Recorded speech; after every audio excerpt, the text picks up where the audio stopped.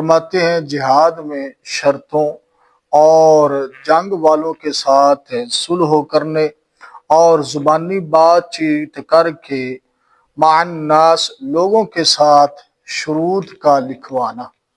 یہ باب باندھا، اس کے تحت حدیث لائے اخبرنی عروۃ بن الزبیر عن المسور بن مخرمۃ رضی اللہ تعالی عنہ ومروان یصدق کل واحد منہما حدیث صاحبہ۔ فرماتے ہیں جتنے راوی اس حدیث پاک میں ذکر ہوئے ہیں، عروہ بن زبیر، مسور بن مخرمہ، مروان، تو فرمایا ان تمام نے ایک دوسرے کی بات کی تصدیق کی ہے بھی حدیث سچی ہے۔ یہاں تک اس کا ترجمہ محاورتاً یہ بنتا ہے۔ آگے حدیث شروع ہوتی ہے، قال خرج رسول اللہ صلی اللہ علیہ وسلم زمن الحدیبیۃ حتی اذا كانوا ببعض الطریق۔ فرماتے ہیں کہ دونوں آخری راوی کہتے ہیں کہ نبی پاک صلی اللہ علیہ وآلہ وسلم حدیبیہ کے زمانے میں مدینہ شریف سے نکلے۔ کہتے ہیں کہ ابھی راستے میں تھے کہ نبی پاک صلی اللہ علیہ وآلہ وسلم مانے ان خالد بن الولید بالغمیم فی خیل لقریش طلیعۃ فخذوا ذات الیمین فواللہ ما شعر بهم خالد حتی اذا هم بقطرۃ الجیش۔ تو نبی پاک علیہ السلام ابھی ایک راستے میں پہنچے تھے تو آپ نے فرمایا کہ مجھے میرے رب نے بتا دیا ہے، مطلب سرکار اپنی نگاہ نبوت سے دیکھ کر کے آپ نے فرمایا اپنے غلاموں کو کہ خالد بن ولید اس وقت مسلمان نہیں ہوئے تھے، کہ خالد بن ولید قریش کے سواروں کے ساتھ مقام غمیم میں مقدمۃ الجیش بن کر کے آ رہے ہیں، تم لوگ جس راستے سے یہ ہے وہ راستہ چھوڑ دو، بائیں جانب والا تم ہو جاؤ دائیں جانب سے، سرکار نے اپنے غلاموں کو فرمایا۔ تو جب یہ دائیں طرف مڑ کر چلے تو خالد بن ولید کو ان حضرات کی خبر بھی نہ ہوئی، تو سرکار کا لشکر وہاں سے گزرا، دیکھا تو گرد و غبار اڑ رہی ہے۔ الفاظ کیا ہیں؟ فرمایا کہ بقطرۃ الجیش فانطلق یرکض نذیرا للقریش، تو دیکھا کہ وہ لشکر کی جو گرد و غبار ہے نبی پاک کے لشکر کی، وہ حضرت خالد بن ولید دیکھنے لگے جب اس وقت مسلمان نہیں ہوئے تھے۔ تو اس میں 2-3 لفظ آئے ہیں، اس کا آپ سن لیں پھر آگے چلتے ہیں۔ ایک تو کہ مقام غمیم، اس کو قرار غمیم کہتے ہیں، امام قاضی نے فرمایا یہ مکہ معظمہ سے 2 منزل کے فاصلے پر ایک جگہ کا نام ہے۔ اور مقدمۃ الجیش کا لفظ آیا کہ حضرت جو خالد بن ولید تھے اس وقت یہ مقدمۃ الجیش لے کر کے آگے بڑھے، تو یہ مقدمۃ پورے لشکر میں سے چند ایک سپاہی لے کر کے امیر یہ کہتا ہے کہ یہ سپاہی لے لو اور جا کے دشمن کے لشکر کا پتہ کر کے آؤ، کہاں ہمارا لشکر صحیح ٹھہر سکتا ہے، دشمن کے سپاہی کتنے ہیں، ساز و سامان کتنا ہے۔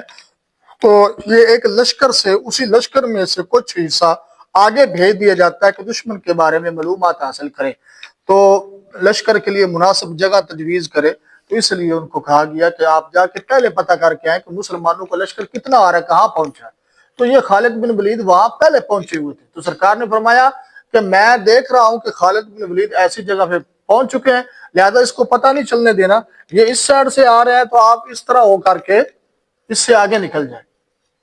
تو صحابہ کو نبی پاک صلی اللہ تعالی علیہ وآلہ وسلم نے فرمایا۔ اب قطرۃ کے لفظ آئے تو اس کا معنی ہوتا ہے کالا غبار، جس طرح زیادہ مٹی اٹھے نا، لشکر زیادہ ہو تو وہ مٹی جو سیاہ سیاہ سی دکھنے لگتی ہے، تو اس طرح سرکار علیہ السلام کے وہ لشکر کی جو مٹی تھی اس کا بھی ذکر آ گیا۔ فانطلق یرکض نذیرا للقریش وصار النبی صلی اللہ تعالی علیہ وآلہ وسلم۔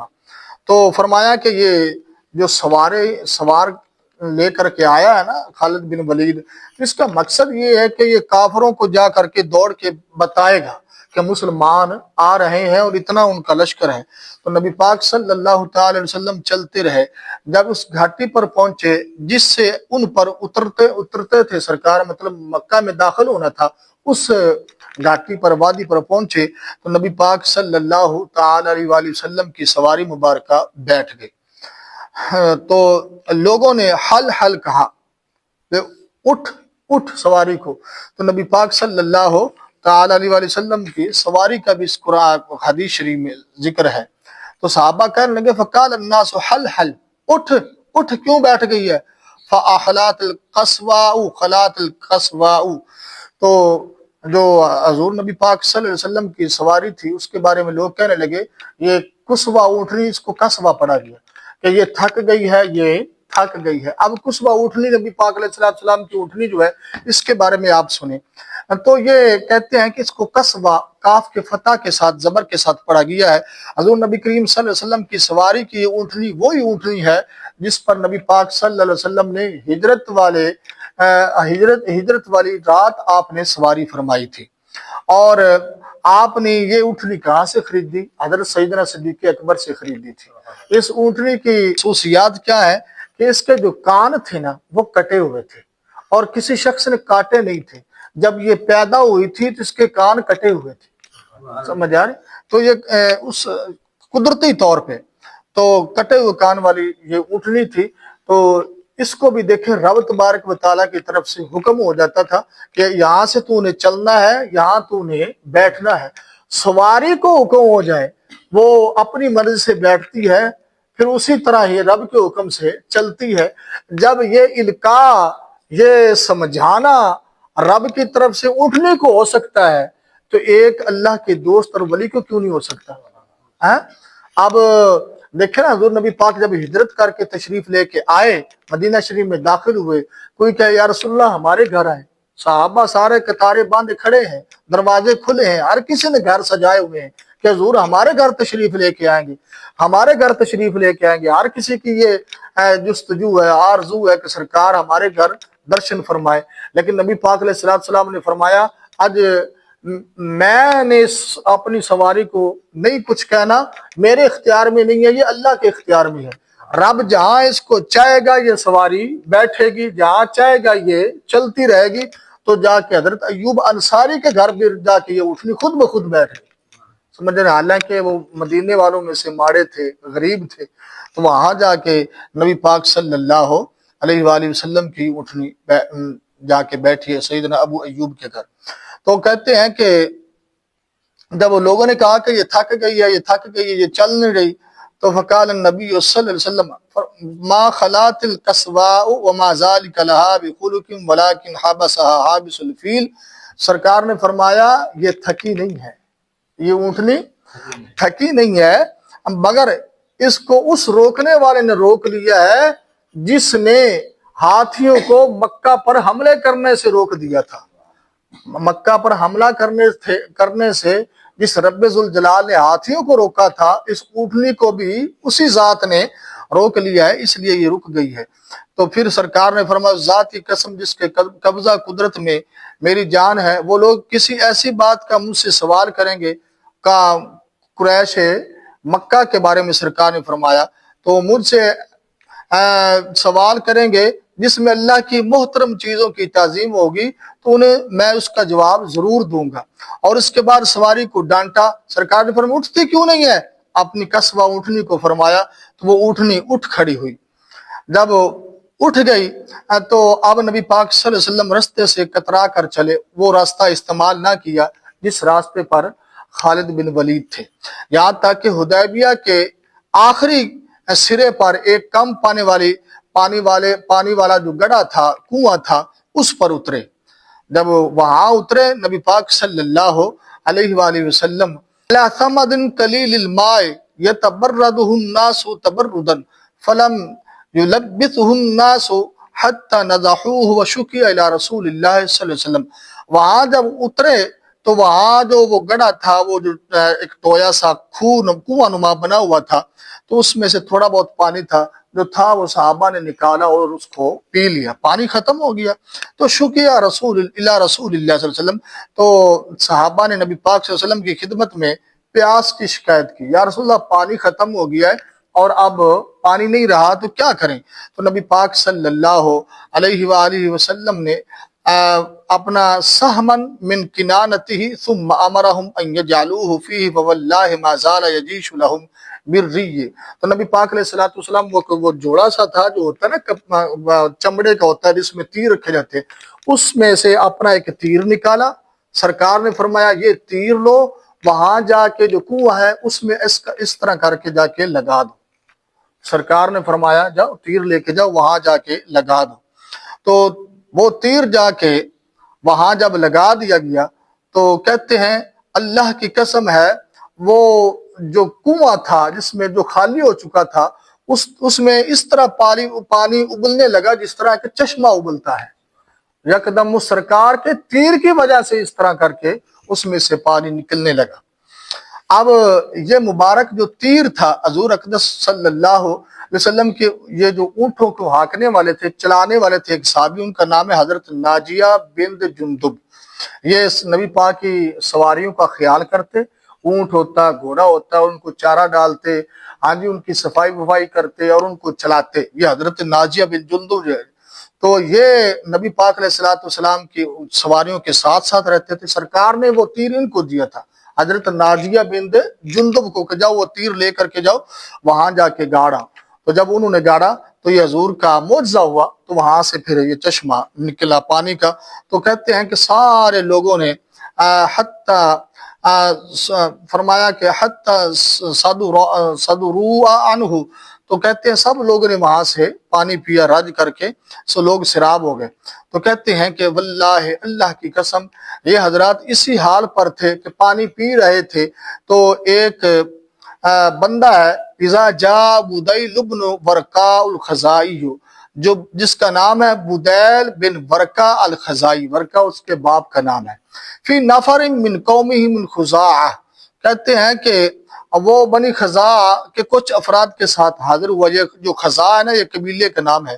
تو کہتے ہیں کہ یہ لوگ تہامہ والوں میں سے اللہ صلی اللہ علیہ وسلم کے رازدار تھے اور خیر خواہ تھے۔ اس کے بارے میں یہ جو بدیل ہے بن ورقہ تھے اس کے بارے میں، تو بدیل جو سب سے پہلے بندہ جہاں صلح حدیبیہ کا کنواں تھا اور سرکار نے تیر وہاں صحابہ کو حکم دیا کہ گاڑ دو، وہاں چشمہ ایک ابل نکلا اور پانی پیا صحابہ نے، تو وہاں یہ بدیل بن ورقہ ہے۔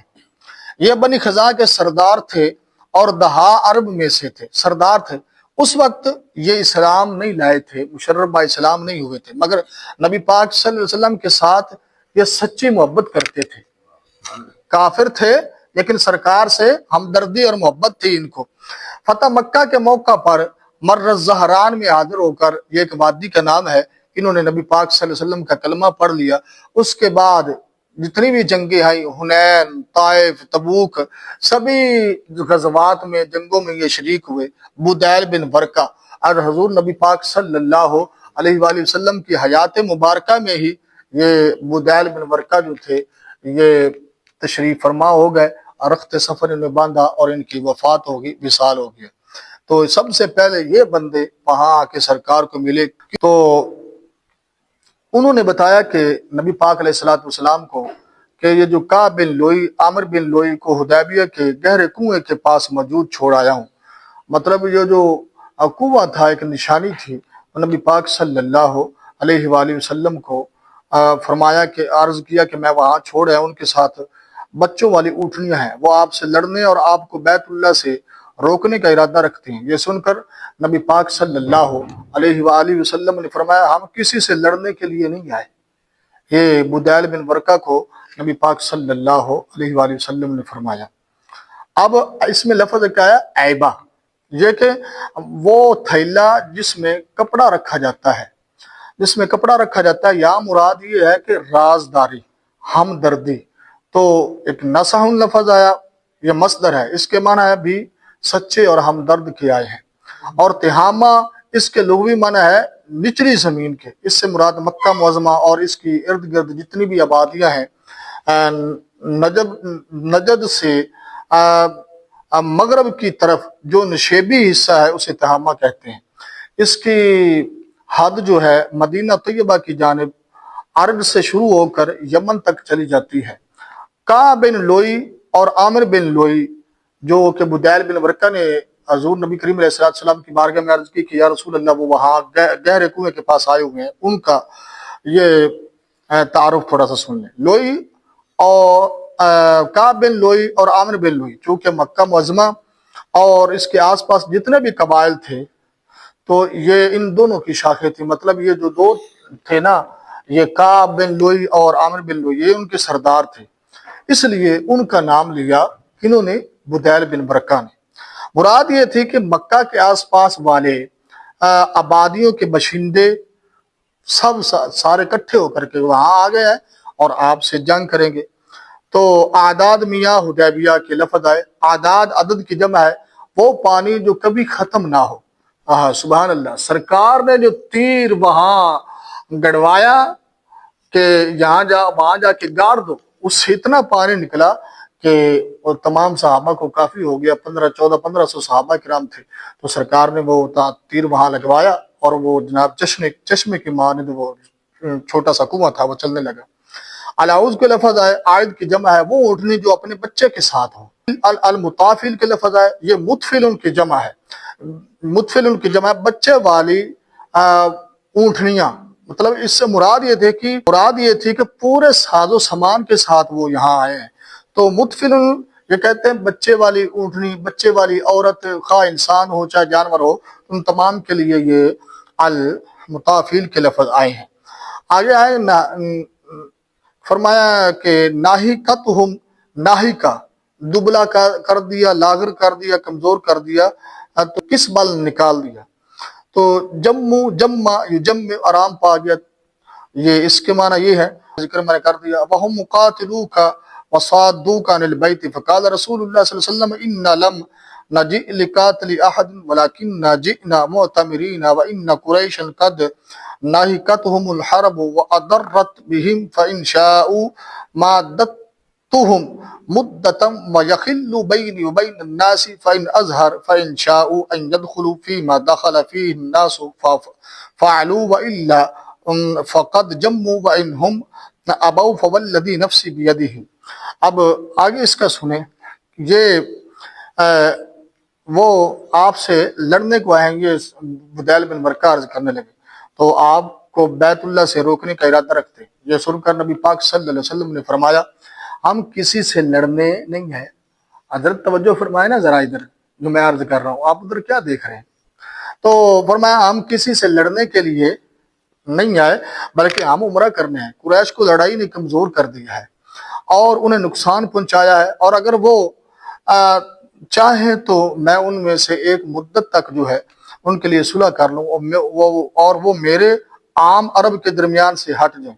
بس اگر میں غالب آ جاؤں تو اگر چاہیں تو وہ جس دین میں سب لوگ داخل ہو گئے وہ بھی داخل ہو جائیں گے، اور اگر نہ چاہیں تو اپنی ضد پر اڑے رہیں، اور اگر وہ لوگ اسے نہیں چاہیں گے تو قسم اس ذات کی جس کے قبضہ قدرت میں محمد صلی اللہ علیہ وآلہ وسلم کی جان ہے، فرمایا میں ان سے لڑتا رہوں گا یہاں تک کہ میری گردن الگ ہو جائے۔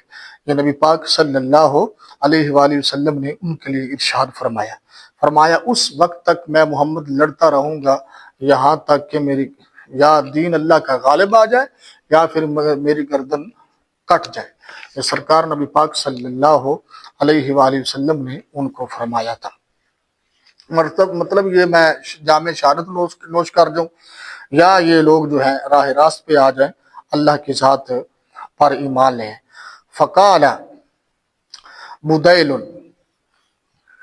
بدیل نے کہا سأبلغهم ما تقول قال فانطلق حتى أتى قريشا، آپ جو فرماتے ہیں وہ ان تک میں پہنچا دوں گا۔ یہ باتیں جو سرکار نے بدیل بن برکہ سے کی، اس نے حامی بھر لی کہ میں وہاں کے پہنچ کے ان کو بات کروں گا۔ تو وہ وہاں سے قریش کے پاس آیا اور کہا ہم تمہارے نزدیک ان کی بارگاہ سے آئے ہیں اور انہوں نے کچھ فرمایا ہے کہ نبی پاک علیہ السلام نے کچھ ارشادات فرمائے ہیں کہ جس کو ہم نے سنا ہے، اگر تم چاہو تو تمہارے سامنے پیش کروں۔ ان کے بے وقوفوں نے کہا ہمیں اس کی کوئی عادت نہیں۔ ہوتے ہیں نا کوئی بعض لوگ خصلت میں چھوٹے طبقے کے اور گھٹیا سے، انہوں نے کہا کہ ہم نہیں اس کی کوئی بات سنیں گے۔ وہ تھوڑا سا چوڑا ہونے لگے، لیکن پتہ نہیں تھا یہ ٹکر کسی عام انسان سے نہیں ہے، یہ اللہ کے رسول سے ہے۔ سبحان اللہ۔ تو تمہارے کچھ فرمایا کہ جس کو ہم نے سنا ہے اگر تم چاہو تو میں اس کو پیش کر دیتا ہوں۔ ان بے وقوفوں نے کہا ہمیں کوئی عادت نہیں، تو ان کی کوئی بات ہم کو آپ بتائیں نہ بتائیں ہمیں اس سے کوئی فرق نہیں پڑتا۔ تو قال النبی صلی اللہ علیہ وسلم فقام عروۃ بن مسعود، تو ان کے سمجھداروں نے کہا جو سنا ہے بتاؤ۔ بدیل نے کہا وہ ایسا فرماتے ہیں رسول اللہ صلی اللہ علیہ وسلم نے جو کچھ فرمایا تھا اس کو بیان کر دیا۔ یہ جب سنا نا انہوں نے تو بے وقوفوں نے تو ایسا کہا، تو فقام عروۃ بن مسعود فقال اے قومی الستم بالوالد قالوا بلا قال او لستم بولد قالوا بلا قال فهل تتهموني قالوا لا قال الستم تعلمون انی استنفرت اہل عکاظہ۔ تو یہ سب سن کر عروہ بن مسعود کھڑے ہوئے، کہا اے میری قوم کیا میں تمہارا باپ نہیں ہوں؟ انہوں نے کہا ہاں ہمارا باپ ہے۔ اس نے کہا کیا تم بیٹے نہیں ہو؟ انہوں نے کہا ہاں۔ اس نے کہا کیا میرے بارے میں تمہیں کوئی بدگمانی ہے؟ انہوں نے کہا کوئی بدگمانی نہیں، بولو کیا کہنا چاہتے؟ تو کہا تم نہیں جانتے کہ میں نے اہل عکاظ کو یہاں آنے کے لیے بلایا، جب انہوں نے انکار کر دیا تو میں اپنے اہل کو، اپنی اولاد کو اور اپنے متبعین کو لے کر تمہارے پاس آیا ہوں۔ اور لوگوں نے کہا صحیح ہے، تم صحیح کہتے ہو۔ اس نے کہا انہوں نے نبی پاک صلی اللہ علیہ وسلم نے مطلب کہ اچھی بات کہی ہے، بدیل بن ورقہ جو بات لے کر کے آیا ہے وہ اچھی بات ہے، اسے قبول کر لو اور مجھے ان کے پاس جانے دو۔ یہ عکاظ والا معاملہ کیا تھا؟ یہ عکاظ مکہ معظمہ کے قریب ایک مشہور جگہ تھی جہاں سال ہا سال بازار لگتا تھا۔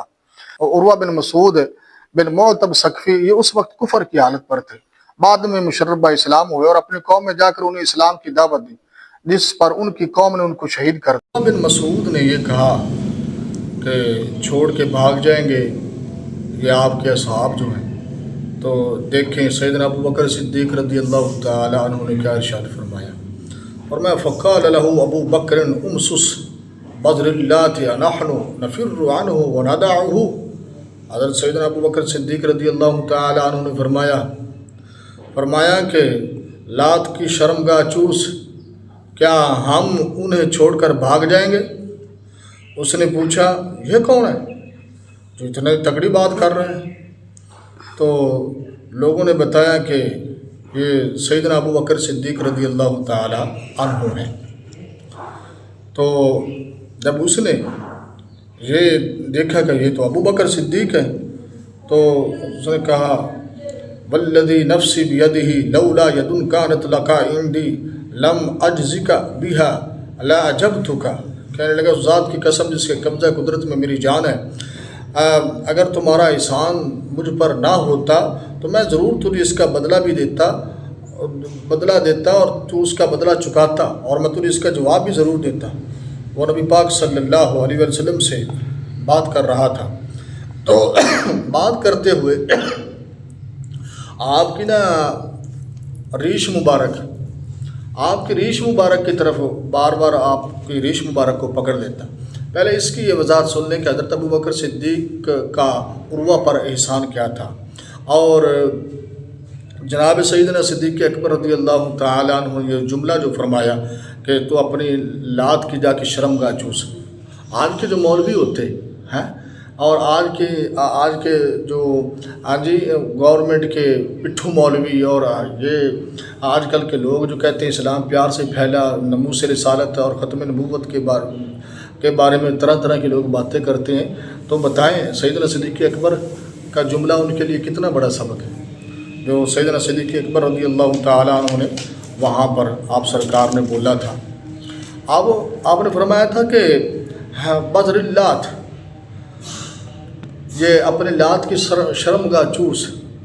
تو بذر عرب کا دستور تھا کہ عورتوں کا بھی وہ ختنہ کرتے تھے، جس طرح ہمارے ہاں مردوں کا ختنہ ہوتا ہے تو عرب میں یہ عورتوں کا بھی ختنہ ہوتا تھا۔ تو جو حصہ ختنے سے رہ جاتا اسے بدر کہتے ہیں۔ تو لات جو تھا یہ مشہور بت جیسے ثقیف اس کو پوجتے تھے، یہ ثقیف قبیلہ ہے وہ اس لات کی عبادت کرتے تھے۔ تو یہ جملہ سیدنا صدیق اکبر رضی اللہ تعالیٰ عنہ کی بلاغت کا عدیم النظیر نمونہ ہے۔ کیا ہی بات ہے جس کی مثال اس صنف میں نہیں۔ تو جو یہ کہا نا کہ لولا یدن کانت لک عندی، یہ احسان یہ تھا جو اس نے کہا تھا کہ ابو بکر کا مجھ پر احسان ہے، تو احسان یہ تھا کہ عروہ نے کچھ قتل کیے تو وہ سیدنا صدیق اکبر نے اپنے ذمہ لے لی، اور پھر ان کی طرف سے دیت بھی دی۔ 10 اونٹ سیدنا صدیق اکبر رضی اللہ تعالیٰ عنہ نے ان کو راضی کرنے کے لیے دیے تھے۔ تو یہ سیدنا صدیق اکبر رضی اللہ تعالی عنہ آپ نے ایسا اس کو جواب دیا۔ حضرت مغیرہ بن شعبہ کی غیرت ایمانی آگے آ رہی ہے، انشاءاللہ وہ سنیے گا، کلیجہ آپ کا ٹھنڈا ہوگا۔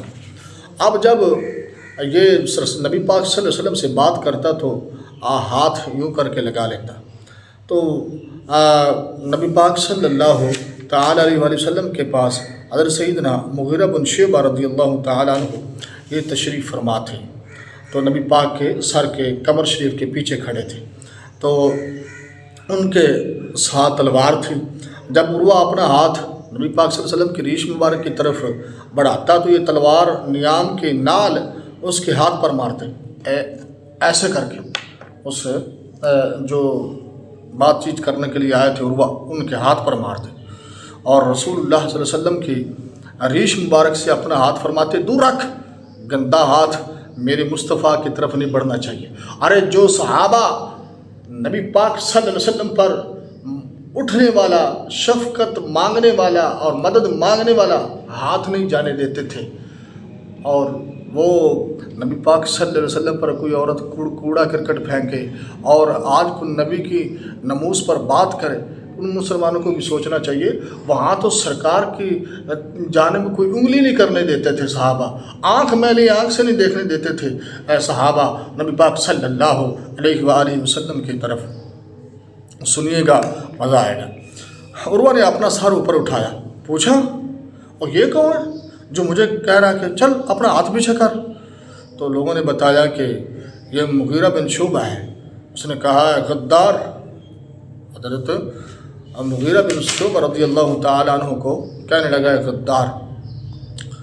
اصل میں اس کا کہنے کا مقصد کیا تھا، یہ حضرت مغیرہ سے یہ برداشت نہ ہو سکا کہ وہ ہاتھ میں نیام میں رکھی ہوئی تلوار لیے ہوئے تھے۔ حضرت سیدنا مغیرہ بن شعبہ یہ ان سے برداشت نہ ہو سکا، اور وہ جو تلوار تھی نیام میں تھی، تو وہ نیام کی نوک اس کے ہاتھ پر مارتے، ریش مبارک تک ہاتھ نہ لے جا۔ بالآخر اس نے آپ نے تنبیہ فرما دی کہ ہاتھ دور رکھ، اگر اب ہاتھ بڑھا تو تیرا ہاتھ سلامتی سے واپس نہیں جائے گا۔ سبحان اللہ۔ اس نے پوچھا یہ کون ہے؟ حضور اقدس صلی اللہ علیہ وسلم نے بتایا مغیرہ بن شعبہ ہے، یہ ان کے بھتیجے تھے عروہ کے، مغیرہ بن شعبہ۔ حضرت مغیرہ سے کہا یہ بہت بڑے غدار ہیں۔ یہ جو عروہ تھا وہ کہنے لگا، چچا کہنے لگا کیا تیری غداری کے سلسلے میں معاملہ سلجھانے کے لیے یہاں نہیں آیا، بات چیت نہیں کر رہا ہوں؟ حیرت تھی کہ یہ میرا بھتیجا ہو کے اور میں اس کے معاملے میں ایسے سنگین معاملات سلجھانے کی کوشش کر رہا ہوں، اور یہ اتنا سخت جملہ کہہ رہا ہے مجھے۔ اصل میں قصہ یہ ہوا کہ حضرت مغیرہ ثقیف کی شاخ بنی مالک کے 13 افراد کے ساتھ شہنشاہ مصر مقوقس کو ملنے کے لیے گئے۔ مقوقس نے سب کو انعامات دیے، لیکن اس نے انصاف نہ کیا۔ یہ جو تھے مغیرہ بن شعبہ، ان کو تھوڑا حصہ دیا انعام کا، اور باقیوں کے زیادہ دے دیا۔ تو جب راستے میں آئے تو وہ چونکہ اس وقت کافر تھے، شرابیں پی انہوں نے رج کے، تو وہ لیٹ گئے، اور اس نے کیا کام کیا، وہ سب شراب پی کر جب غافل ہوئے تو انہوں نے سب کو مار ڈالا۔ حضرت مغیرہ بن شعبہ نے مارا اور سب کا مال لوٹ لیا، اور مدینہ طیبہ حاضر ہو گیا، نبی پاک صلی اللہ علیہ وسلم کا کلمہ پڑھ دیا۔ اس وجہ سے ثقیف میں شور برپا ہوا۔ شور تو ہونا ہی تھا، 13 بندوں کا قتل تھا۔ تو عروہ بن مسعود نے بڑی جد و جہد کر کے، یہ جو چاچا بات چیت کرنے نبی پاک سے آیا ہوا تھا، اس نے دیت دے کے معاملہ رفع دفع کیا، اور 13 کا مقتولین کی دیت بھی خود عروہ بن مسعود نے دی تھی۔ یہ حضرت مغیرہ بن شعبہ جو تھے ان کے بھتیجے تھے۔ تو حضرت مغیرہ نے نبی پاک صلی اللہ علیہ وسلم کی خدمت میں حاضر ہو کر اسلام قبول کر لیا۔ تو حضرت ابوبکر صدیق رضی اللہ تعالیٰ عنہ نے ان سے فرمایا کہ تمہارے جو بنی مالک کے افراد تھے ان کا کیا ہوا؟ تو انہوں نے کہا میں نے ان سب کو قتل کر دیا اور مال لے کے یہاں مدینہ میں آ گیا ہوں، اور نبی پاک صلی اللہ علیہ وسلم کے ہاتھ پر بیعت کرنے کے لیے آیا ہوں، اور رسول اللہ صلی اللہ علیہ وسلم چاہے تو وہ اس میں سے خمس 5واں حصہ جو اللہ رسول کا ہوتا ہے وہ لے لے، تو جو مناسب خیال فرمائے، اس سے زیادہ لینا چاہے تو میں زیادہ دینے کے لیے تیار ہوں۔ نبی پاک صلی اللہ علیہ وسلم نے فرمایا تمہارا اسلام تو ہمیں قبول ہے، رہا مال کا معاملہ تو فرمایا ہم تمہارا مال نہیں لیں گے، مجھے اس سے کوئی غرض نہیں، سرکار نے فرمایا۔ تو حربی کفار کا مال اگر مسلمان چھی لے تو اس کے لیے حلال ہے، مطلب لے لے تو اس کے لیے حلال ہے، مگر جب کوئی معاہدہ ہو جائے تو اس کی پابندی لازم ہے۔ تو یہ معاہدہ ہوا تھا صلح حدیبیہ کے موقع پر، تو اصل میں اس معاہدے کی خلاف ورزی کرنا یہ غداری ہے اور حرام ہے۔ جب چند آدمی ایک ساتھ سفر کر رہے ہوں تو یہ قانون ہے کہ ان کے مابین یہ معاہدہ ہوتا ہے کہ وہ ایک دوسرے کے جان مال کی حفاظت کرتے ہیں، لیکن حضرت مغیرہ نے اس کی خلاف ورزی کی، ان کو دھوکہ دیا۔ اس وقت کی بات ہے، تو آج شکنی تھی، اس لیے نبی پاک صلی اللہ علیہ وسلم نے اس کو قبول نہ فرمایا۔ نبی پاک تو وعدوں کو پورا فرمانے والے ہیں، تو حضرت مغیرہ نے یہ سب حالت کفر میں کیا تھا، اس لیے ان کے اس کام کو اسلامی قانون کے حدود میں لا کر کے ان کی بے ادبی نہیں کرنی چاہیے۔ اگر یہ مال حرام تھا تو حضور نبی پاک صلی اللہ علیہ وسلم یہ کرتے کہ فرماتے جاؤ ان کے وارثین کو یہ مال واپس دے کر کے آؤ، تو یہ ان کی مل کر ان کے لیے حلال و طیب تھے۔ کیونکہ انہوں نے حالت اسلام میں جہاد کر کے حاصل نہیں کیا تھا، اس لیے خمس نہیں لیا۔ تو یہ جب بات چیت یہ ہوئی تو اس نے حضرت مغیرہ بن شعبہ کو غدار کہا، تو نبی پاک صلی اللہ علیہ وسلم نے ان کا مال تو اسلام تو قبول کر لیا، مال قبول نہ کیا۔ تو عروہ جو تھے نبی پاک صلی اللہ علیہ وسلم کے صحابہ کو یہ بڑے ایسے حیرانگی کی حالت میں کنکھیوں سے ایسے کر کے دیکھ رہے تھے، اور جب بھی رسول اللہ صلی اللہ علیہ وسلم یہ سارا نظارہ اس نے پھر دیکھا کہ الفاظ سنے حدیث شریف کے، قال فواللہ، کہتے ہیں اصحاب النبی صلی اللہ علیہ وسلم بعینیہ، قال فواللہ ما تنخم رسول اللہ صلی اللہ علیہ وسلم نخامۃ الا وقعت فی کف رجل منہم۔ تو کہتے ہیں کہ جب بھی رسول اللہ صلی اللہ علیہ وسلم ناک صاف کرتے تو رطوبت ان میں سے کسی کے ہاتھ پر پڑتی، وہ اسے اپنے چہرے اور جسم پر ملتے۔ یہ سرکار ہیں الا وقعت فی کف رجل منہم فدلک بها وجهه وجلده واذا امرهم ابتدروا امره واذا تودع كادوا يقتتلون على وضوئه واذا تکلم خفضوا۔ ہاں جی، سونے ادب مصطفیٰ کے پہاڑ ہیں اس میں، اور ادب مصطفیٰ صلی اللہ علیہ وسلم اگر کس نے سیکھنا ہو تو صحابہ کے دروازے سے سیکھے۔ ادب مصطفیٰ جس طرح صحابہ نے کر کے دکھایا، اس کی مثال کائنات میں نہیں ملتی۔ جتنی بھی 1400-1500 سال اسلام کو ہو گئے ہیں، آج تک ایسی مثال نہیں ملی جیسے صحابہ نے نبی پاک صلی اللہ علیہ وآلہ وسلم کا ادب کیا ہے۔ سنیں، کھنگار شریف سرکار کا بلغم شریف جسم پر ملتے، اپنے چہروں پر مل لیتے، اور جب حضور انہیں کسی کام کا حکم دیتے تو وہ ایک دوسرے سے بڑھتے، یوں لگتا کہ پتہ نہیں کوئی چیز تقسیم ہو رہی ہے، اس کی طرف بندہ بڑھتا ہے۔ آج کا مسلمان، صحابہ دوڑتے، اور نبی پاک صلی اللہ علیہ وسلم وَإِذَا تَوَضَّأَ كَانُوا يَقْتَتِلُونَ عَلَىٰ وُضُوئِهِ۔ یہ اب وہ عروہ سب کچھ دیکھ رہے ہیں کہ جب سرکار وضو کرتے ہیں تو وضو کا پانی لینے کے لیے دوڑتے ہیں، اس طرح کہ کہتے ہیں گویا کہ وہ آپس میں لڑ پڑیں گے۔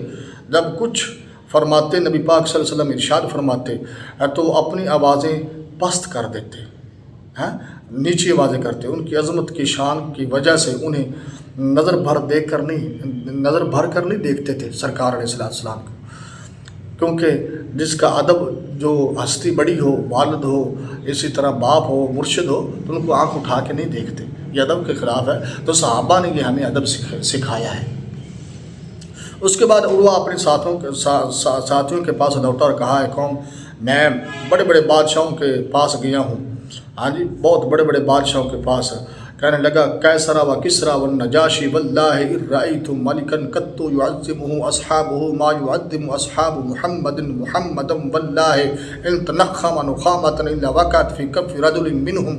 کہتا کیسر و کسرا نجاشی کے بادشاہوں کے درباروں میں گیا ہوں، جتنی ادب اور جتنا خیال اور جتنی تعظیم نبی پاک کے صحابہ اس کی کرتے ہیں، نہ کسی کیسر و کسرا میں نے دیکھا، نہ کسی نجاشی کے دربار میں دیکھا۔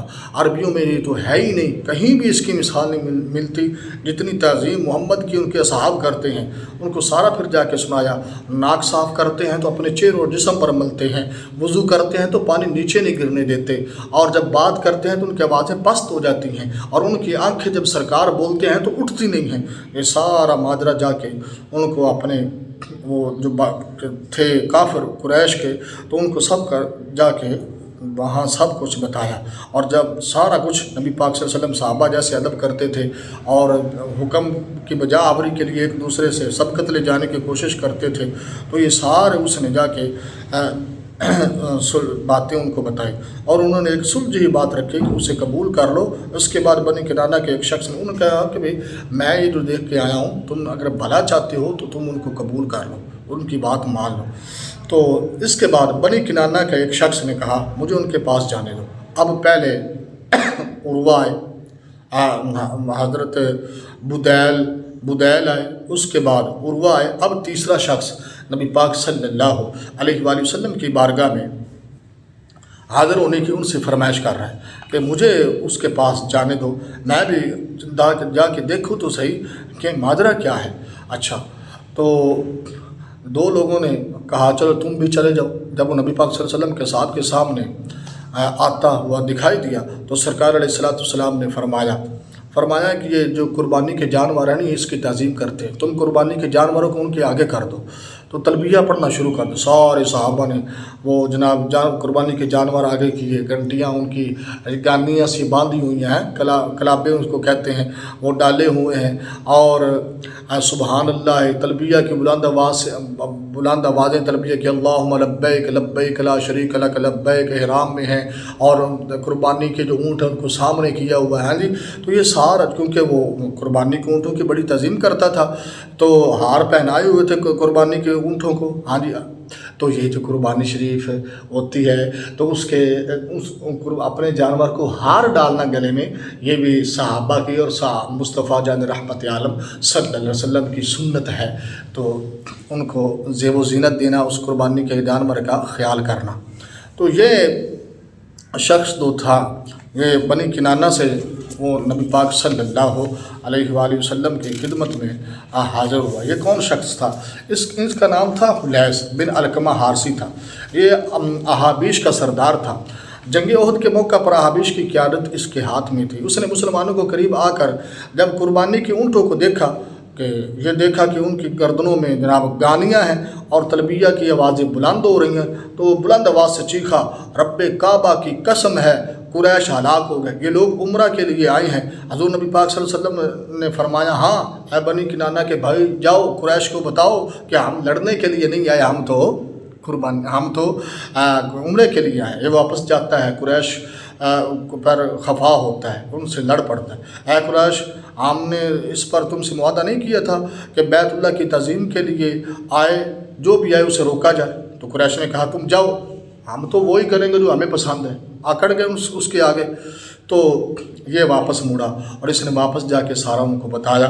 جب یہ گیا تو اس کے بعد ایک اور مرد آیا، تو یہ مکرز بن حفص بن اخیب بن بنی عامر بن لوئی کا فرد تھا۔ یہ پورے عرب میں بد عہدی، بد شکنی، فتنہ انگیزی، شرارتی، یہ شر میں بڑا مشہور تھا۔ اس کی شرارت کے بہت مشہور قصے ہیں۔ قریش نے کبھی بنی کنانہ کے کسی آدمی کو مار ڈالا تو اس کے بدلے میں کنانہ نے مکرز کے بھائی کو مار ڈالا۔ اب صلح ہو گئی، جب صلح صفائی ہوگی، بات چیت ہوئی تو چاہیے تو یہ تھا کہ اب پھر اس کے شرارت نہ کرتا۔ اس نے کیا کیا، صلح کے باوجود اس نے قریش کا بندہ مار ڈالا۔ جب قریش کا بندہ مارا تو پھر دوبارہ اسی طرح وہ زخم تازے ہو گئے، پھر سے لڑائیاں شروع ہو گئی۔ تو خود یہ حدیبیہ کے موقع پر 50 افراد کو لے کر کے آیا کہ میں رات کو حملہ کروں گا تو مسلمانوں کو نقصان کروں گا۔ تو حضور کے غلام تھے جن کا نام تھا حضرت محمد بن مسلمہ، یہ پہرے دار تھے۔ تو جب یہ کچھ کرنے لگے تو سب کو حضور کے غلاموں نے پکڑ لیا، ادھر سے پکڑا سرکار کی بارگاہ میں لیا، اور یہ جو خود تھا مکرز بن حفص بن اخیف یہ بھاگ گیا۔ تو اگرچہ صلح کی بات کے درمیان اس نے بڑی شرافت کا ثبوت دیا، جب بعد میں آپ یہ حدیث پاک سنیں گے تو کوئی شرمانگیز بات نہ کی، نہ کوئی حرکت کی، بلکہ حضرت ابو جندل رضی اللہ تعالیٰ عنہ کے معاملے میں اس بات کی تائید کی کہ انہیں مسلمانوں میں چھوڑا جائے۔ مطلب یہ منافقوں کا کام بھی کرتا تھا، منافق بھی تھا، سمجھ آ؟ منافقت اس میں کوٹ کوٹ کے بھری ہوئی تھی۔ ادھر سے سرکار کے طرف باتیں کر رہا ہے، منہ پہ، چہرہ اقدس پہ، اور پیچھے سے سرکار نبی پاک صلی اللہ علیہ وآلہ وسلم کی مخالفت پہ اترتا ہے۔ تو نبی پاک صلی اللہ علیہ وسلم نے فرمایا یہ مکرز ہے، یہ اچھا آدمی نہیں ہے، دیکھیں سرکار پہچان گئے۔ وہ نبی صلی اللہ علیہ وسلم سے بات کرنے لگا۔ اسی دوران گفتگو میں سہیل بن عمر آ گئے. اب یہ چوتھا بندہ ہے جو سرکار نبی پاک صلی اللہ علیہ وسلم. فضیل، اس کے بعد عروہ، اس کے بعد یہ مکرز اور بنی کنانہ کا ایک شخص، اور یہ پانچواں سہیل بن عمر آیا. معمر نے کہا کہ مجھے ایوب نے اکرمہ نے خبر دی کہ جب سہیل بن عمر آیا تو نبی پاک صلی اللہ علیہ وسلم نے فرمایا تمہارا معاملہ آسان ہو گیا. سرکار قربان جو اس جملے پہ نبی پاک علیہ الصلوۃ والسلام یہ دیکھ رہے تھے نگاہ نبوت سے کہ یہ جو اب عمر بن سہیل آیا نا، ایک دن ایسا ہوگا یہ غلامی اختیار کر لے گا، یہ اللہ کا کلمہ پڑھ لے گا، حضور کی اللہ کی وحدانیت اور حضور کی رسالت پر ایمان لے آئے گا. تو سرکار اپنے فیض نبوت سے یہ دیکھ رہے تھے کہ ایک دن اس نے مسلمان ہو جانا ہے، اس کا بیٹا بھی مسلمان تھا، آگے آ رہا ہے. تو آیا اور کہا آپس میں آؤ چلو کوئی سلو نامہ کر لیتے ہیں، عہد نامہ لکھتے ہیں. تو نبی پاک صلی اللہ علیہ وسلم نے کاتب کو بلایا. یہ کاتب کون تھے؟ سبحان اللہ، یہ داماد رسول اور زوجہ بطول حسنین کریمین کے ابا جان حضرت سیدنا علی المرتضیٰ شیر خدا حیدر کرار کرم اللہ وجہہ الکریم تھے. سرکار نے فرمایا آؤ بھائی لکھو. تو بسم اللہ الرحمن الرحیم سے شروع ہوا. سہیل نے کہا اللہ کی قسم ہم رحمان کو نہیں جانتے، کافر تھے نا اس وقت. تو کہتے ہیں کہ جو پرانا تم لکھتے ہو نا کہ بسمک اللہ، تو اس سے لکھو جیسے آپ پہلے لکھتے ہیں. تو مسلمانوں نے خدا اللہ کی قسم بسم اللہ الرحمن الرحیم کے علاوہ ہم کچھ نہیں لکھے تھے. نبی پاک علیہ الصلوۃ والسلام نے فرمایا چلو کوئی بات نہیں، ہاں جی تو یہ جو درمیان میں چیزیں تھیں وہ تو اللہ جانتا ہے، یا رسول اللہ جانتے تھے نا بھی آگے چل کے کیا ہوں. تو فرمایا چلو بسمک اللہم لکھ لو. تو فرمایا یہ لکھو. تو حضرت علی مرتضیٰ نے وہ لکھا. تو جو محمد الرسول اللہ صلی اللہ علیہ وسلم نے مطلب وعدہ کیا، جب محمد الرسول اللہ کی بات آئی تو پچھلے آپ نے حدیثوں میں پڑھا ہے تو انہوں نے کہا کہ ہم محمد الرسول اللہ نہیں مانتے، اگر مانتے ہوتے تو آپ کو کعبہ شریف سے نہ روکتے. تو سرکار نے حضرت علی المرتضیٰ کو فرمایا علی مٹا دو محمد الرسول اللہ، صرف محمد بن عبداللہ لکھو. تو عرض کرنے لگا حضور آپ کا نام اور علی مٹائے یہ مجھ سے نہیں ہوگا، میں سنیا آپ کا نام لکھ کے نہیں مٹا سکتا، آپ خود ہی اس کا فیصلہ فرمائیے. نبی پاک علیہ الصلوۃ والسلام نے پھر خود مٹایا اور اس کو لکھا. حضرت علی المرتضیٰ شیر خدا کرم اللہ وجہہ الکریم نے وہ اس کو نہ مٹایا. اچھا تو محمد بن عبداللہ لکھا گیا. تو آپ نے فرمایا میں اللہ کا رسول تو ہوں، اگر تم نہیں مانتے مجھے جھٹلاتے ہو تو محمد بن عبداللہ لکھ دیتے ہیں. زہری نے کہا کہ اس وجہ سے فرمایا کہ پہلے آپ ارشاد فرما چکے تھے یہ لوگ مجھ سے ایسی بات مانگیں گے جس میں اللہ کی محترم چیزوں کی تعظیم ہوگی تو میں انہیں دوں گا. اب نبی پاک صلی اللہ علیہ وسلم نے ان سے کہا اس شرط پر کہ ہمارے اور بیت اللہ کے درمیان سے ہٹ جاؤ تاکہ ہم اس کا طواف کر لیں. سہیل نے کہا بخدا اس صورت میں عرب یہ کہیں گے کہ ہم مجبور کر دیے گئے ہیں، ہاں آئندہ سال تم آ جانا اور آ کے عمرہ شریف کر لینا. تو یہ اس الفاظ جو ہے نا دبتا تم کے لفظ ہیں کہ دبانا مغلوب کرنا. جو اس نے کہا تھا قریش ہمیں کیا کہیں گے کہ محمد سے یہ دب گئے، تو وہ اپنی چدراہٹ رکھنے کے لیے ایسے سرکار کو کہنے لگا. تو دبتا تم کا معنی دبانا، مغلوب کرنا، نچوڑ لینا. تو یہاں پر پہلا معنی مراد ہے مطلب کہ دبانا، یعنی عرب یہ کہیں گے قریش دب گئے، مغلوب ہو گئے. تو آپ مہربانی کریں آئندہ سال آپ تشریف لے آئیں، آئندہ سال آ کے عمرہ کر لیں.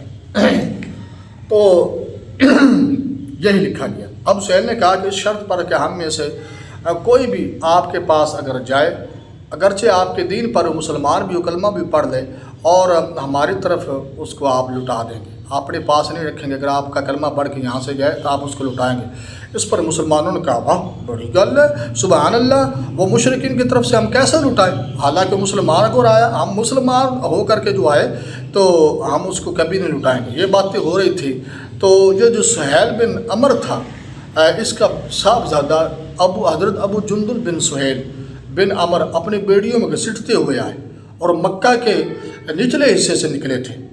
آ کر انہوں نے اپنے آپ کو مسلمانوں کے سامنے ڈال دیا. اس پر سہیل نے کہا اے محمد صلی اللہ علیہ وسلم یہ ہمارے صلح نامہ کی پہلی بات ہے، اسے میری طرف لٹا دو. نبی پاک علیہ السلام نے فرمایا ابھی صلح نامہ پورا نہیں لکھا گیا. اس نے کہا اللہ کی قسم اب ہم آپ سے کسی بات پر بھی صلح نہیں کریں گے. تو نبی پاک صلی اللہ علیہ وسلم نے فرمایا اچھا اس لیے مجھے اجازت دے دو. انہوں نے کہا کہ میں آپ کو اجازت نہیں دوں گا. فرمایا ایسا کر دو. انہوں نے کہا میں نہیں کروں گا. مقرد نے کہا ہم نے آپ کو اجازت دی۔ ابو جندل نے کہا اے مسلمانوں میں مشرکین کی طرف لٹایا جا رہا ہوں، حالانکہ میں مسلمان ہو کر آیا ہوں، کیا نہیں دیکھتے میں نے کتنی مصیبت اٹھائی ہے اور اللہ کی راہ میں بہت زیادہ ستائے گئے۔ حضرت ابو جندل حضرت عمر بن خطاب رضی اللہ تعالیٰ عنہ نے کہا میں اللہ کے نبی پاک صلی اللہ علیہ وسلم کی خدمت میں حاضر ہوا۔ اچھا یہ جو ابو جندل ہیں تو اس کے بارے میں سن لیں، اور اس سے پہلے جو حضرت علی المرتضیٰ نے وہ شرطیں لکھی وہ کیا تھی کہ مسلمان اس سال عمرہ نہیں کریں گے، واپس چلے جائیں گے اور آئندہ سال آ کے عمرہ کریں گے، اور جب عمرے کے لیے آئیں گے تو زیادہ دن نہیں، صرف 3 دن رہیں گے، اور جو اپنی تلواریں ہیں وہ صرف تلوار لائیں گے، باقی تیر اور نیزے بھالے یہ کچھ بھی نہیں لائیں گے، تلواریں لائیں گے وہ بھی نیام میں ہوں گی۔ تو مکہ میں جو مسلمان ہیں وہ اگر مسلمان کے ساتھ جانا چاہے تو انہیں نہ لے جائیں۔ اگر کوئی مسلمان مکہ میں رہنا چاہتا ہے تو اسے یہ روک نہیں سکتے۔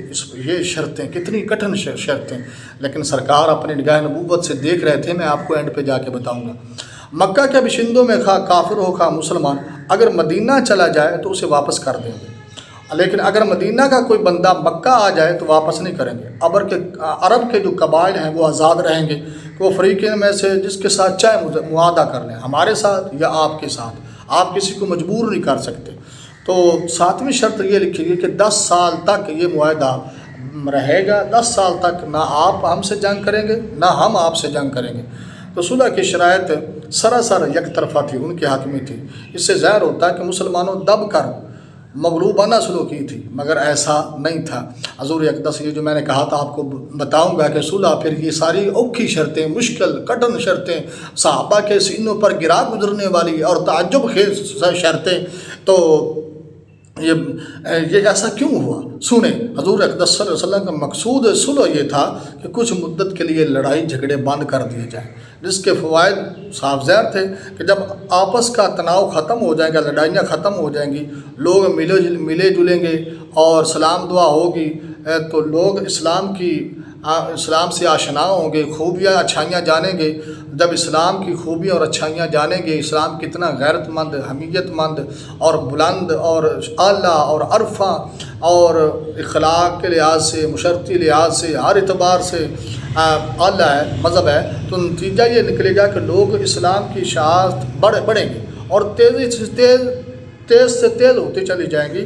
اور یہی ہوا کہ صلح حدیبیہ اور فتح مکہ کے درمیان اتنے افراد نے اسلام قبول کیا کہ اسلام کی 19 سالہ تاریخ میں بھی یہ نہیں ہوا تھا۔ اس لیے قرآن مجید فرقان حمید نے فرمایا انا فتحنا لک فتحا مبینا لیغفر لک اللہ ما تقدم من ذنبک وما تأخر ویتم نعمته علیک ویہدیک صراطا مستقیما۔ فتح مبین فرمایا کیونکہ اتنے لوگ مسلمان ہوئے کہ مسلمانوں کی بہت بڑی جماعت اور لشکر اللہ تعالیٰ نے عطا فرما دیا نبی پاک صلی اللہ علیہ وآلہ وسلم کو۔ یہ جو ابو جندل کا ذکر آیا تو حضور اقدس صلی اللہ علیہ وسلم نے حضرت ابو جندل سے فرمایا ابو جندل میرے سونے صبر کر، ثواب کی امید رکھ، تیرے نبی نے اب وعدہ کر لیا، میں بے وفائی کیسے کر سکتا ہوں؟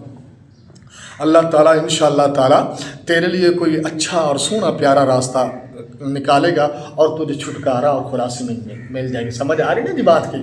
ہاں، تو یہ خلاصی تمہیں مل جائے گی۔ یہ سن کر حضرت عمر کو جب یہ پتہ چلا کہ یہ معاملہ ہوا جس طرح کے حدیث میں پڑھ رہا تھا، بیچ میں پھر یہ سمجھانا ہوتا ہے، تو یہ دوڑے۔ حضرت عمر جلالی تھے اور تکڑے جوان تھے، حضرت ابو جندل کے پاس گئے اور اس کے پہلو میں چلنے لگے، ہاتھ رکھا کندھوں پر جناب، اس کے ساتھ چلنے لگے اور کہا کہ یہ مشرک ہیں، ان کا خون کتے کے برابر ہے۔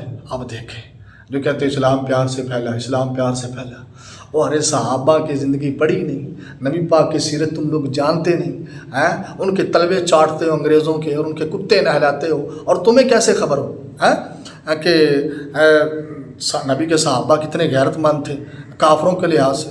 یہ تو حضرت ابو جندل کو کہنے لگے یہ مشرک ہیں، ان کا خون کتے کے برابر ہے، اور تلوار کا قبضہ ان کے قریب کیا ایسے کر کے کہ حضرت عمر فرماتے تھے کہ مجھے امید تھی کہ تلوار لے کر کے یہ نا حضرت ابو جندل تلوار اس لیے بار بار ایسے کر کے کبھی قریب کر رہے تھے کہ یہ تلوار نکالیں گے اور اپنے باپ کا کلاکمہ کر دیں گے۔ تو اسی اسنا میں یہ بات ہو ہی رہی تھی، ان کو یہ درس ایک طرح کا دے رہے تھے، تو صلح واقع ہوگی، تو صلح ہوگی۔ تو فاستمسک بغرضہ یہ لفظ ہے، تو یہ اونٹ کے پلان زمین میں گاڑی ہوئی لکڑی، لفظی ترجمہ اس کا یہ ہے بنتا ہے، ان کے پلان کو پکڑ لے، ان کی کھونٹی کو پکڑ لے، لیکن یہ کنایا ہے، بغیر چون و چرا بات ماننے اور اطاعت کرنے سے بولتے ہیں، سمجھ آ رہی؟ تو اس کی تابع داری کر، یہ ایسی بات تھی۔ بہرحال بات یہ ہو رہی تھی کہ جب یہ ساری شرطیں لکھی گئی، حضرت علی المرتضیٰ نے لکھی، تو حضرت عمر بن خطاب رضی اللہ تعالیٰ عنہ نے کہا، نبی پاک صلی اللہ علیہ وسلم کی بارگاہ اقدس میں حاضر ہو کر عرض کرتے ہیں، الست نبی اللہ حقا، کیا آپ اللہ کے سچے نبی نہیں ہیں؟ قال بلی، سرکار نے فرمایا، عمر کیا ہوئی ہے، کیوں نہیں؟ تو قلت السنا علی الحق وعدونا علی الباطل، اور کیا ہم حق پر نہیں ہیں اور ہمارے دشمن باطل پر نہیں ہیں؟ قال بلی، نبی پاک نے فرمایا کیوں نہیں؟ قلت فلما نعطی الدنیۃ فی دیننا اذن قال انی رسول اللہ ولست اعصیہ وهو ناصری، قلت اولیس کنت تحدثنا ان سنأتی البیت فنطوف به، قال بلی، فاخبرتک ان نأتیہ العام، قال قلت لا، قال فإنک آتیہ ومطوف به، قال فأتیت ابا بکر۔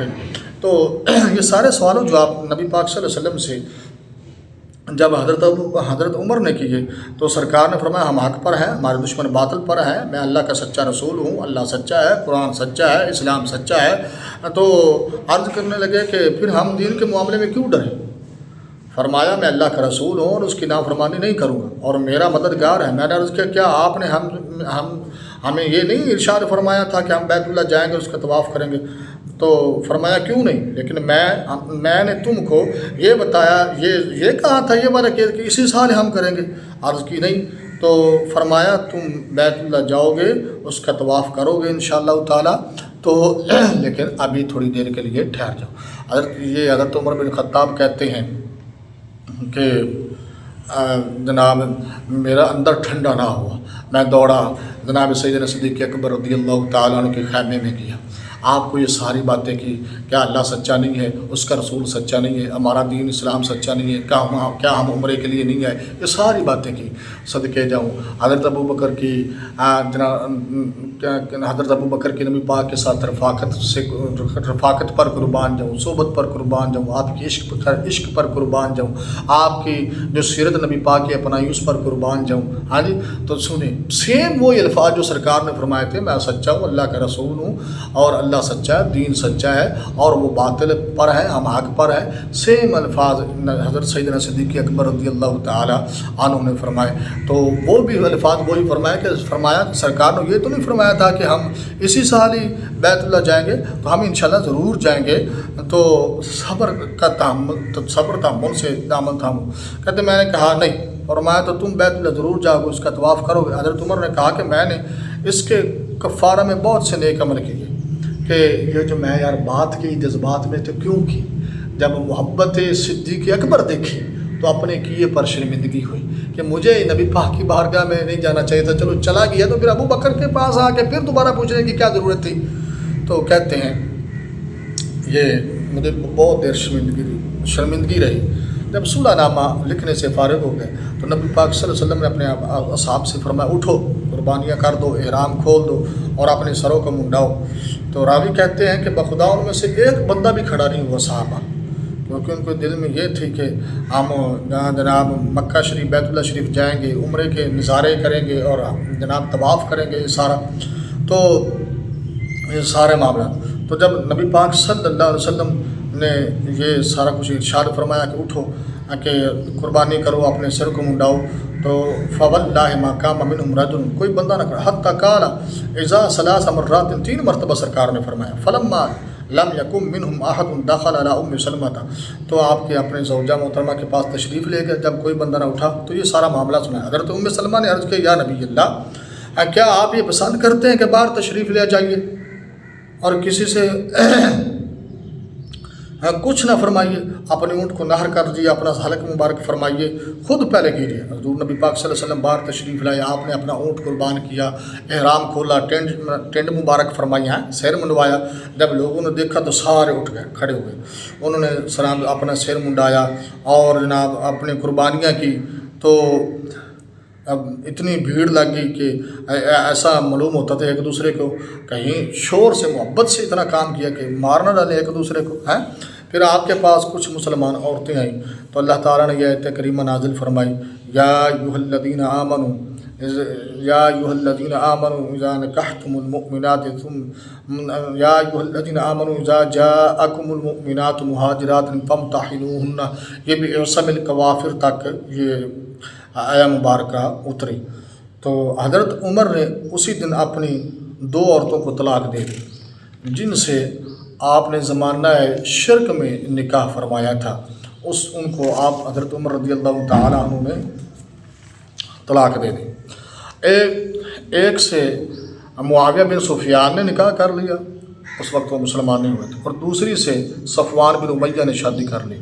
تو اس کے بعد نبی پاک صلی اللہ علیہ وسلم مدینہ شریف لوٹ آئے تو قریش کے ایک بندے ہیں جن کا نام ابو بصیر ہے، وہ مسلمان ہو کر کے جب کہ وعدہ لکھا جا چکا تھا کہ وہاں سے کوئی بندہ یہاں نہیں آئے گا مکہ شریف سے، اگر آگے تو ہم مسلمان ہوا تو ہم اس کو واپس کر دیں گے۔ یہ حضور کے عاشق صادق سبحان اللہ قربان جب ابو بصیر، تو یہ مسلمان ہو گئے تو نبی پاک علیہ السلام کی خدمت اقدس میں حاضر ہوئے تو قریش نے ان کو طلب کرنے کے لیے 2 پیچھے بندوں کو بھیجا۔ انہوں نے کہا اس عہد کو یاد کرو جو آپ نے ہم سے کیا تھا۔ نبی پاک علیہ السلام نے ابو بصیر کو ان دونوں آدمیوں کے ساتھ کر دیا جس طرح ابو جندل کے ساتھ فرمایا تھا کہ اللہ تعالیٰ آپ کی خلاصی کا کوئی راستہ نکالے گا انشاءاللہ تعالیٰ، ان قریب ہم ایک دوسرے سے ملیں گے، فراق نہیں انشاءاللہ وصل ہوگا، محبتیں بڑھیں گی انشاءاللہ، آپ ہمارے ساتھ ہوں گے۔ ایک بار ہم نے وعدہ کر لیا اور میں اللہ کا رسول ہوں، خاتم النبیین ہوں، ختم نبوت کا تاجدار ہو کر کے میں آج شکنی اور بد عہدی کیسے کر سکتا ہوں، آپ چلے جائیں۔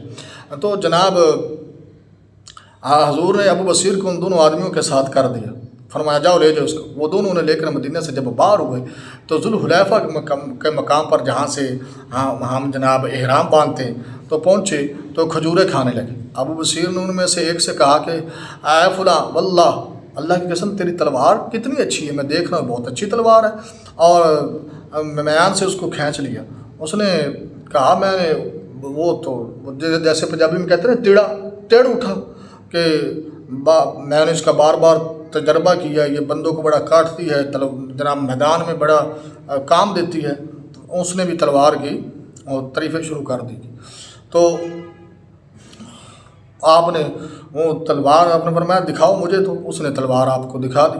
تو آپ نے وہ تلوار دیکھ ہی رہے تھے تو اسی اثناء میں وہ دوسرا بندہ جو کہیں اور دھیان دیا اس نے، تو آپ نے وہ تلوار سے ایک بندے کو تو قتل کر دیا، دوسرا دوڑا تو نبی پاک صلی اللہ علیہ وسلم کی مسجد شریف نبوی شریف میں آ کے داخل ہوا۔ اسے جب رسول اللہ صلی اللہ علیہ وسلم نے دیکھا تو فرمایا اس نے ضرور کوئی گھبرانے والی بات دیکھی۔ جب وہ نبی پاک صلی اللہ علیہ وسلم کے قریب پہنچا تو کہا بخدا میرا ساتھی مار ڈال دیا گیا، مجھے بھی وہ بندہ مار ڈالے گا۔ اتنے میں حضرت ابو بصیر آ گئے، عرض کی یار کہ اللہ بخدا اللہ نے آپ کے وعدہ کو پورا فرما دیا، آپ نے مجھے اس کی جانب لٹا دیا تھا، پھر اللہ نے مجھے اس سے نجات دے دی۔ یا رسول اللہ، اللہ نے نجات دے دی۔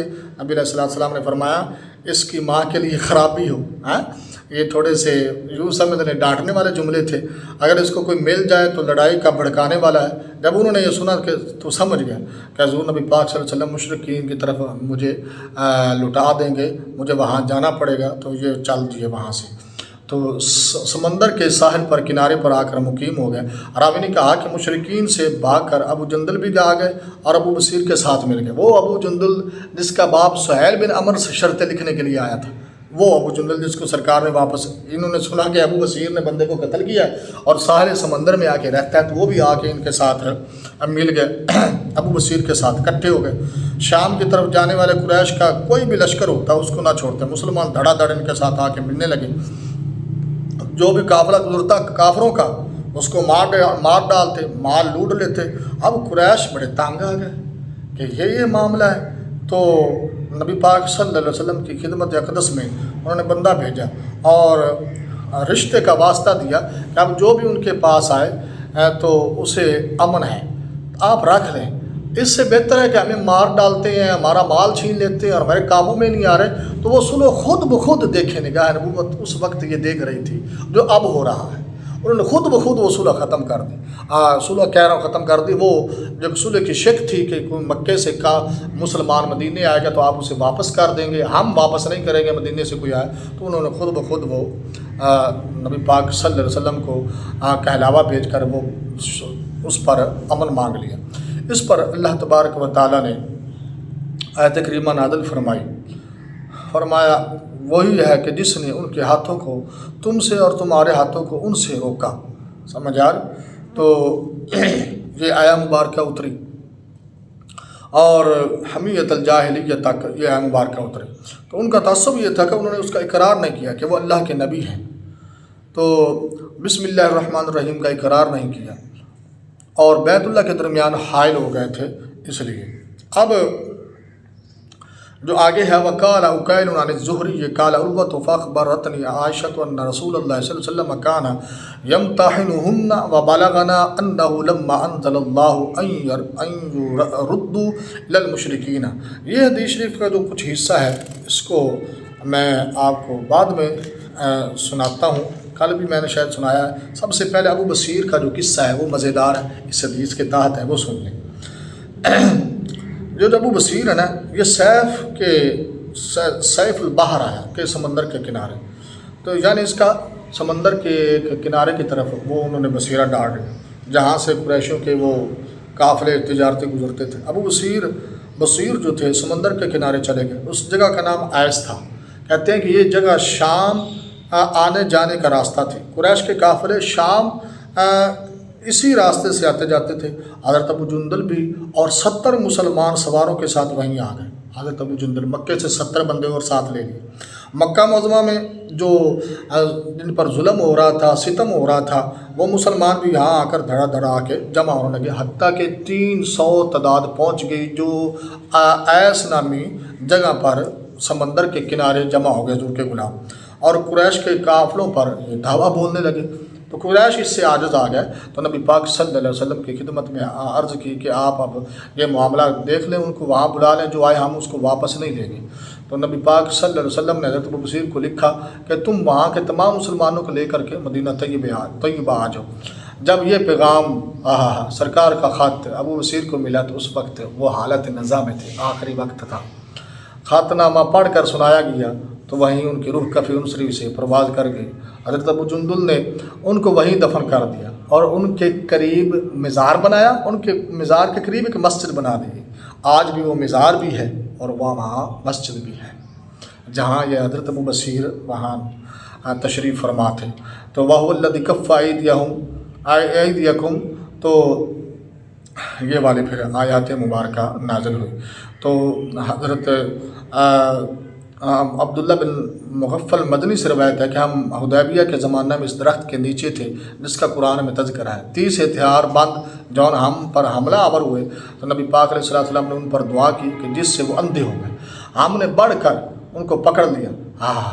سرکار نے ان سے دریافت کیا کیسے آئے ہو، تو وعدہ نہیں کیا ہوا تھا تمہارے ساتھ یا کسی نے تم کو امان دیا؟ انہوں نے عرض کیا نہیں۔ اس پر یہ آیت مبارکہ نازل ہوئی، پھر یہ ساری آیت مبارکہ جو سورہ فتح کی ہیں وہ نازل ہوئی۔ تو یہ جو پچھلے حدیث کا حصہ رہتا تھا وہ بھی آپ سماعت فرما لیں۔ تو حضرت عائشہ سے راوی ہے کہ رسول اللہ صلی اللہ علیہ وسلم ان کا امتحان لیتے جو بھی آتا، تو اللہ تعالیٰ نے یہ آیت نازل فرمائی کہ مشرکین کی جانب لٹا دیا جائے جو انہوں نے ان عورتوں پہ خرچ کیا ہے جو ہجرت کر کے آئی ہیں، جس طرح کہ پہلے میں نے وہ آیت پڑھی ہے آیت مبارکہ۔ تو وہ عورتیں تو سرکار علیہ والسلام مثال کے طور پر کہ جو عورتیں مسلمانوں کی بھاگ جا کر ادھر انہوں نے شادی کر لی تھی، جس طرح کہ حضرت عمر کے بارے میں نے کہا، تو جو عورتیں وہ تو سیدنا عمر بن خطاب نے تو خود ہی طلاق دے دی تھی، انہوں نے جا کر کافروں کے ساتھ شادی کر لی۔ اس طرح کوئی عورتیں اگر مہر لے کے مال لے کے وہاں بھاگ جاتی تو ان کے بارے میں یہ حکم آیا۔ ادھر سرکار نے فرمایا تھا آپ ان سے مطالبہ نہ کریں، دعویٰ کریں، ادھر جو مسلمانوں کی عورتیں وہاں چلی گئی ہیں تو ان مسلمانوں کی مدد کر دیں، سمجھ آ رہی، ان کو دعویٰ کر دیں۔ تو یہ پوری حدیث شریف تھی بخاری شریف کی، جو الحمدللہ صلح حدیبیہ کے موضوع پر جو میں نے آپ کو ساری سنائی ہے۔ اللہ تعالیٰ میری حاضری کو اپنی بارگاہ میں قبول منظور فرمائے، آپ کا سننا قبول منظور فرمائے۔ آپ کو دعویٰ الحمدللہ رب العالمین۔